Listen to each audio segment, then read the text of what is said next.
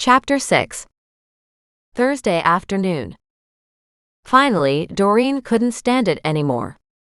With another cup of coffee, she headed for the 4 boxes in the living room delivered earlier today. The only things left in the living room were the 2 pot chairs and these boxes. She dragged one of the chairs to the stacked pile and opened the top box. Apparently, the files were alphabetized, and this was the first group. The next box had letters P through Z. She shook her head. Sighing, she put the boxes side by side on the floor.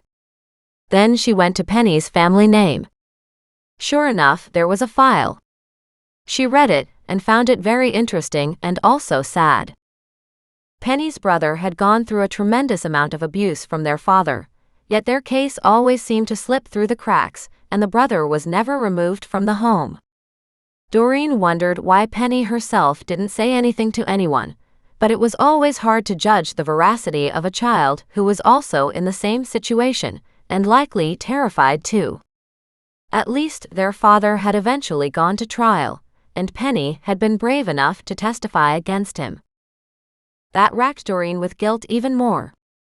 Penny hadn't had an easy time in her childhood. She had stood up for her brother, and she had done what she could. But then she had killed her brother in an effort to save him from that life, and her father had done time for the murder she had committed. Without a doubt, he deserved jail time for what he had done to his children, but he hadn't been the one guilty of the final offense. Reading to the end of Penny's file, Doreen didn't find much new information. She set it aside though, planning to scan it in for her own permanent records and then possibly give Mac the original, or a scanned set of copies. She'd have to think about that. Putting this file back in the proper place, she stared at the 4 boxes from Solomon. An astronomical amount of files were here. The old man had been a journalist, but it didn't mean he had followed only criminal cases or that these were unsolved cases. She pulled out her phone. "Good afternoon, Nan," she said. "About time you called me. Did you know this place is buzzing like crazy?" "My front yard too," Doreen said sadly. "The media is walking all over the lawn. You get them off the grass. We've been through that before. A lot of them are out there. Mac told me how Crystal's disappearance had caused so much pain for everybody, and how the whole community had banded together to search for her when she first went missing. And now that they know Crystal's alive and well and coming home." "You are a true hero, my dear," Nan said warmly. "You should hear everybody talk." "I'd just as soon not," she said. "But thanks. How is Solomon doing?" "He's still alive," Nan said in a cheerful voice. "I think he's doing it just to spite his family. Right now they're arguing about the financial assets he's leaving behind." Doreen winced at that. That's terrible. People should let him die in peace. Or he should have given it all away before he got to that stage, like I'm doing with you. "Speaking of which," Doreen said, then proceeded to explain everything she did this morning. "Oh my, I bet the house looks wonderful." Doreen looked around the mostly bare living room. "Well, it definitely looks different. I haven't done the kitchen yet, and I'm still working on the hall closet now." "Oh, that closet," Nan said. Worry coated her voice. "I have to admit, it's very deep and pretty stuffed." "Stuffed with what?" Doreen asked with dread. "You'll find out," Nan said in her usual sing-song voice. "Oh, by the way, Solomon's great-nephew finally got the files to me." There was silence for a moment, as if Nan struggled with a change of topic. Doreen added, "The file on Penny's family." "Oh my goodness, it's not like you need them now." "No, but I think it'll be helpful for Mac. Maybe helpful for Penny's defense too. She had a terrible childhood. I've been reading bits and pieces of it, and she went through a lot of trauma and abuse. I almost feel guilty. And believe me, the defense will play that up big time so you don't need to," Nan said. "She tried to kill you. Remember that." "And she did kill her brother, and she shot Hornby," Doreen said. Then she smiled before continuing. The thing is, the nephew brought me that file as part of a bunch of files. He brought me 4 large boxes full of files. Nan gasped, then laughed. It's hardly funny.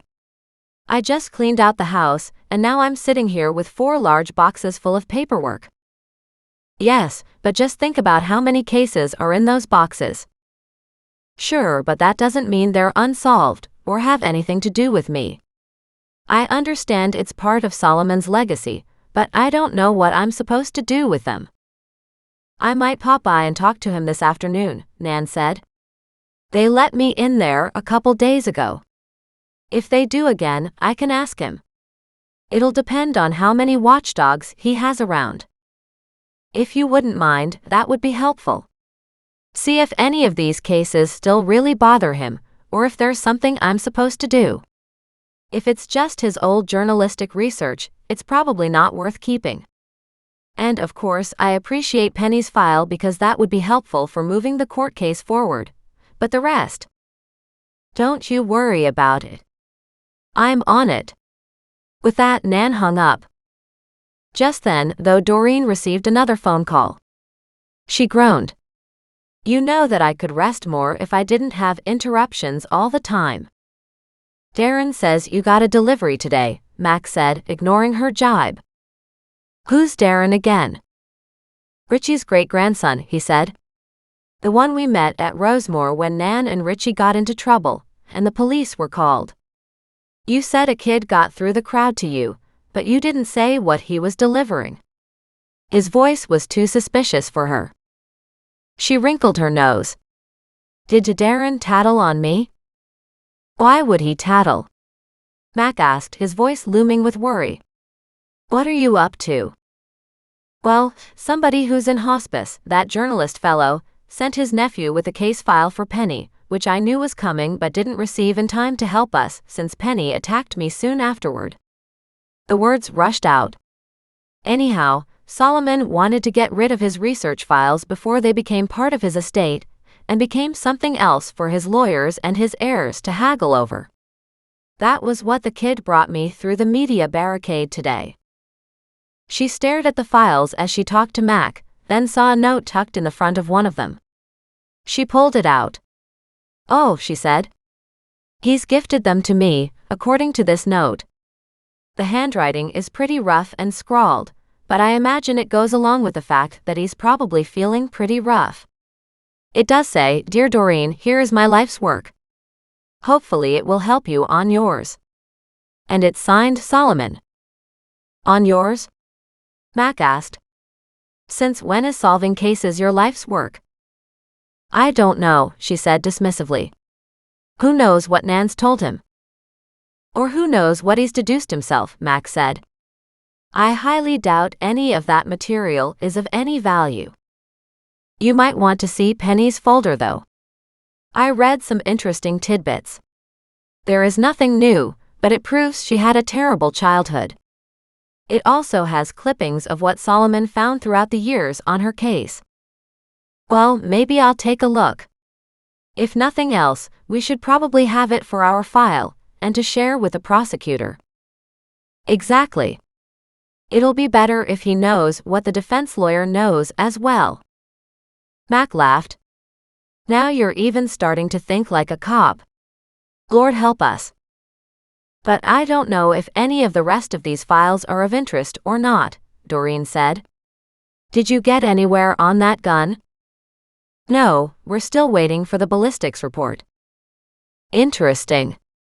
On that note, do you remember what Steve's last name was? Albright. She went to the boxes. Aha. What does that mean? Mac asked, his voice rising. There's a folder with that name on it. Doreen, he said in warning, don't you dare go down that path. She chuckled. How can I not? Somebody has gifted me with his whole life's work of research on criminals. You should see how thick this file is. Well, Steve Albright's a corporate lawyer. Of course, it'll be thick. That doesn't mean it's anything criminal. I know, she said, but I'll have fun taking a look anyway. As soon as she said that, she ended the call, picked up the huge file and walked into her kitchen. Then she groaned. She still had so much to do in the kitchen, but her energy had completely died now. She dropped the file atop the kitchen table and turned to her pets. "What do you guys want to do?" Muggs woofed at the door. They probably needed to go out. They hadn't had any exercise today. She was the one who had worked her butt off, scrubbing, cleaning, and making several trips up and down the stairs. They hadn't. She picked up a mug and poured the last of the coffee in it. How about a trip to the creek then? She opened the door and let the animals out, but remembered something. The media was around, and she had all those files in her house. She went back to the front door, reset the alarm, and rushed to the kitchen to set that alarm too before heading outside. Nan texted just then. "No luck. Too many watchdogs." At that, Doreen interpreted the conversation to mean Nan couldn't get in to see Solomon. She quickly responded, "Don't worry about it. It's fine." Her mind buzzed and she wondered what she should do. Somehow she had to keep the boxes safe. She didn't want anybody to know she had them. That thought came too late because she'd already told Mac and Nan. Mac wouldn't blab, but he would want to see them. And Nan? Well, the truth was Nan would blab. And sure enough, it would be Doreen who got into trouble. With that thought, Doreen didn't take too long with her walk of her animals along the creek. Plus Doreen's muscles ached. She turned her brood around and headed for a hot shower, and then to bed early tonight.